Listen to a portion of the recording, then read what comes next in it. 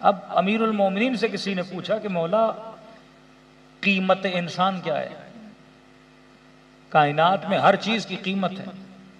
کہ میں نے کل کی مجلس میں کہا تھا کہ آپ کو اللہ نے 2 آنکھیں دی ہیں، ہر وہ چیز جو آپ کو نظر آتی ہے اسے کہتے ہیں مٹیریل. کہ ہم مٹیریلسٹ ورلڈ میں رہتے ہیں جسے عالم مادہ بولتے ہیں، اور مادے کی قیمت ہوتی ہے. مادہ چاہے لکڑی کی صورت میں ہو، چاہے کپڑے کی صورت میں ہو، چاہے لوہے کی صورت میں ہو، چاہے چاندی کی صورت میں ہو، چاہے گولڈ کی صورت میں ہو، اور یہی مادہ چاہے مرغی کی صورت میں ہو، چاہے بکری کی صورت میں ہو، چاہے بھینس کی صورت میں ہو، اس کی کوئی نہ کوئی قیمت ہوتی ہے.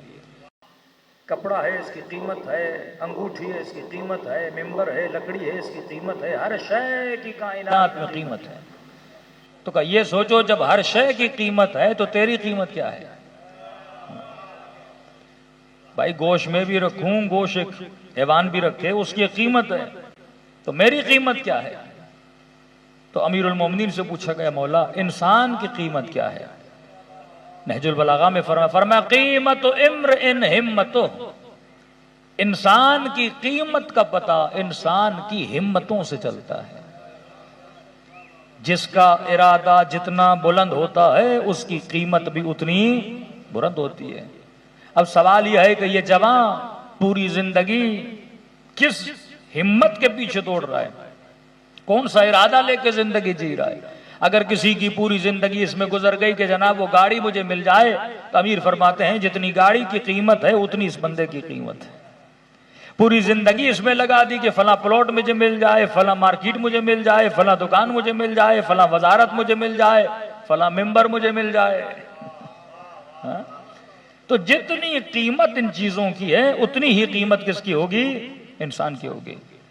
قیمت طے کرنے والا تو ہے، اور قیمت طے کرنے کا پتہ تمہاری ہمتوں سے چلتا ہے کہ جتنی تمہاری ہمتیں بلند ہوں گی اتنی تمہاری قیمتیں بلند ہوں گی. اب ہمت کا لفظ آیا تو ہمت کو کھولنے کے لیے ایک مثال دوں کہ نبی نے فرمایا آخری زمانے میں میری امت اس طرح بن جائے گی. یا رسول اللہ کس طرح؟ فرمایا ہمتہم بطونہم قبلتہم نساؤہم دینہم دنانیرہم. کہ آخری زمانے میں لوگوں کا دین پیسہ بن جائے گا، آخری زمانے میں لوگوں کا قبلہ عورتیں بن جائیں گی. یہ میرا ٹاپک نہیں ان دونوں کا، لیکن ہمت کی بات چلی. فرمایا آخری زمانے میں لوگوں کی ہمتیں ان کے پیٹ بن جائیں گے، شکم ہمت بن جائے گی. کس طرح ہمت بن جائے گی؟ اب کھانا کھانا اسلام میں حرام نہیں ہے، آدمی حلال کھانا کھائے، کوئی قباحت نہیں ہے، لیکن کہا نہیں ہمت پیٹ بن جائے گی. حالانکہ ہمت کوئی اور چیز ہونی چاہیے تھی. جب میں اتنی محنت دین کے لیے نہ کروں اور وہ ساری محنت پیٹ کے لیے کروں تو پھر اسلام بولنا شروع ہو جاتا ہے کہ ہمتہم بطونہم.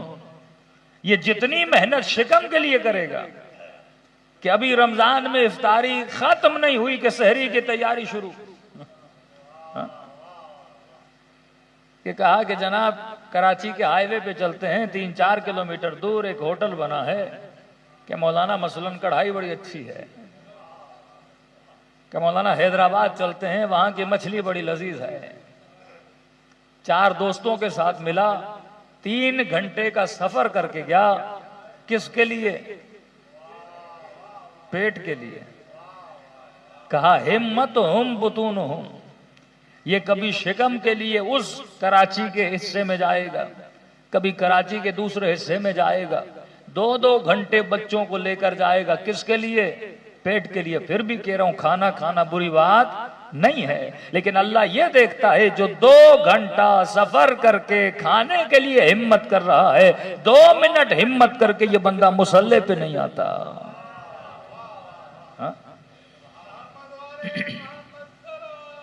اللہم صلی علی محمد.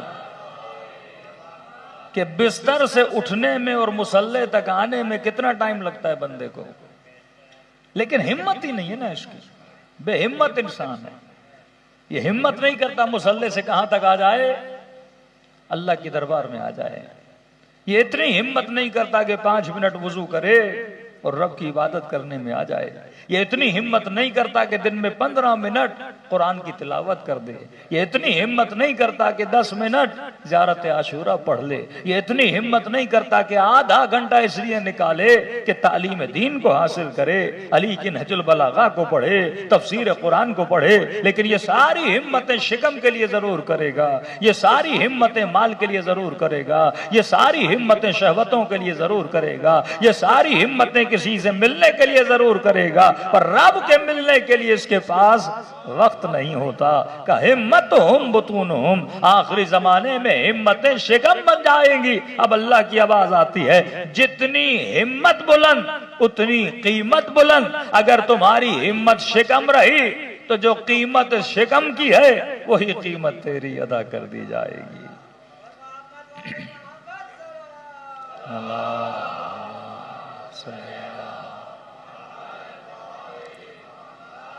تو انسان کو سوچنا چاہیے کہ واقعاً میری ہمت کیا ہے. ہمت مطلب میرا ہدف, جس کے لیے میں محنت اور زحمت کرتا ہوں, اپنا پورا زور لگا دیتا ہوں, وہ کیا ہے آج کل دنیا میں.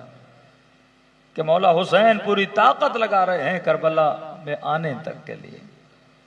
کوفے میں اور کربلا میں فاصلہ کتنا ہے؟ بندہ پیدل چلے تو 3 دن, اسپیڈ سے چلے تو 2 دن. اگر کوفے والے پیدل بھی چلتے تو امام حسین تک پہنچ جاتے. ہمت نہیں تھی, حسین تک وہ تنہا رہ گئے. سارا کمال دنیا میں کس چیز کا ہے؟ ہمت کا ہے. 40,000 مسلمان مارے جاتے ہیں اور بے ہمت مسلمان دیکھ رہے ہوتے ہیں. اگر ہمت مرداں تو مدد خدا. اگر ہمت ہو تو خدا بھی کیا کرتا ہے؟ مدد کرتا ہے. ہماری ہمت اتنی ہے گھروں میں بیٹھ کے باتیں کریں, ہماری ہمت اتنی ہے فیس بک پیج کو شیئر کریں, ہماری ہمت اتنی ہے ایک ہلکا سا کمنٹ لکھ دیں, ہماری ہمت اتنی ہے بس باتیں کریں کہ مولانا بجلی کا بل بہت آ رہا ہے, پیٹرول بہت مہنگا ہو گیا, ملک میں کرپشن بہت ہے, یہاں خرابیاں بہت ہیں. لیکن عوام جب ہمت نہیں کرتی تو ان کے حقوق بھی کیا ہو جاتے ہیں؟ سلب ہو جاتے ہیں. ساری چیزیں ہمتوں پر ہیں. کافر معاشرہ ہو پر ہمت کرے گا وہ معاشرے میں بہتری لائے گا. کلمہ گو معاشرہ ہو پر بے ہمت معاشرہ ہو کبھی اس معاشرے میں ترقی نہیں آتی. اصل جو کام ہے وہ ہمت کا کام ہے. فرمائے جتنی ہمت بلند انسان کی قیمت بلند. آج مسلم معاشروں میں ہمت نہیں ہے, یہ کیڑے مکوڑوں کی طرح ان کے سیاستدان ان کو استعمال بھی کرتے ہیں اور ان پہ ظلم بھی کرتے ہیں. لیکن جن معاشروں میں ہمت ہوتی ہے ان میں وقار بھی ہوتا ہے, ان کے اندر عزت بھی ہوتی ہے. صلوات پڑھے محمد وعلیہ.